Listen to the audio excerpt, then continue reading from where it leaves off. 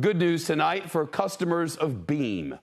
That's the mobile savings app that we've been investigating, did so last month.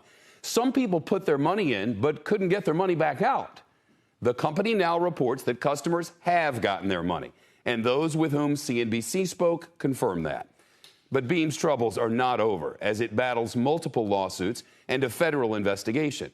Here's CNBC's Scott Cohn.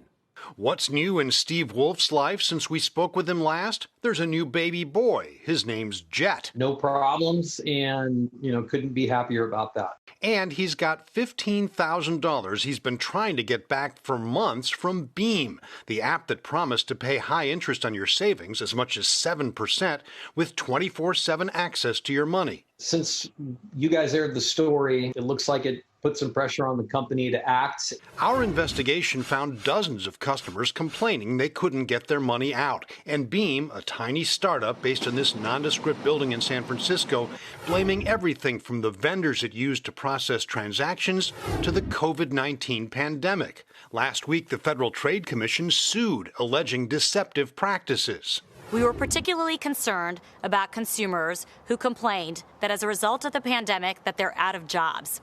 And with Beam holding on to their money, they couldn't afford their mortgages and other bills.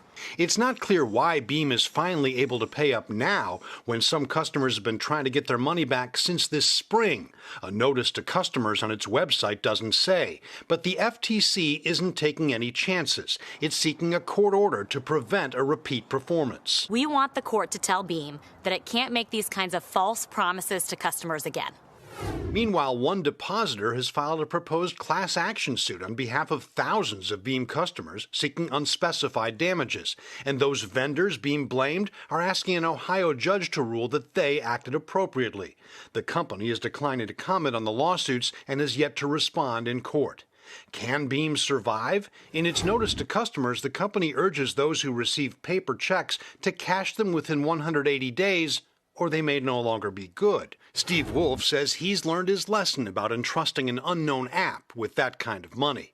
It would be nice if there's a physical location or at least some kind of a national brand, recognizable national bank that you've got some recourse, right, if things go haywire. Now, a Beam spokesperson says the company is under strict obligations not to comment now, but there will be a statement at the appropriate time. Beam is one of a growing number of so-called fintech companies. These are technology companies that handle your money, but they're not banks, so they're not regulated like one. The FTC says it's spending a lot more resources these days policing this new industry. Officials say do your homework before signing up, and if you do run into a problem, do what dozens of Beam customers did and file a complaint. Shepard Smith here. Thanks for watching CNBC on YouTube.